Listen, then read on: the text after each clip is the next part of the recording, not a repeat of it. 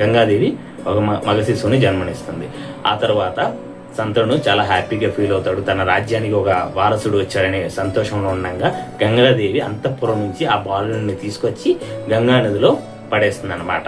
సంతన మహారాజు అదంతా చూసి అడగలేడు. ఎందుకంటే గంగాదేవిని ఎందుకు చేసావు, ఎలా చేసావు అనే విషయాన్ని ఎప్పటికీ తను అడగకూడదు. అడిగితే కనుక గంగాదేవి అతన్ని వదిలేసి వెళ్ళిపోతుంది. అందుకని అతను సైలెంట్ గా ఉంటాడు. అలాగే ఇంకో సంవత్సరం గడుస్తుంది. ఇంకో సంవత్సరం కూడా మగ శిశువు జన్మనిస్తారు. అతను కూడా సేమ్ అలాగే చేస్తుంది. అలాగా 7 పుత్రుల్ని గంగాదేవి నదిలోకి పడేస్తుంది అనమాట.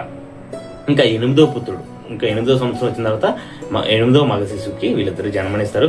సేమ్ మళ్ళీ రిపీట్ చేస్తూ గంగాదేవి అంతఃపురం నుంచి బయటకు వచ్చి నదిలో పడేస్తున్న సమయంలో సంతన మహారాజు ఇంకా తట్టుకోలేక తన ఒక్కసారిగా గంగాదేవిని అడుగుతాడు, ఎందుకు ఇలా చేస్తున్నావు, అసలు ఏంటి కారణం అని అడుగుతాడు అనమాట.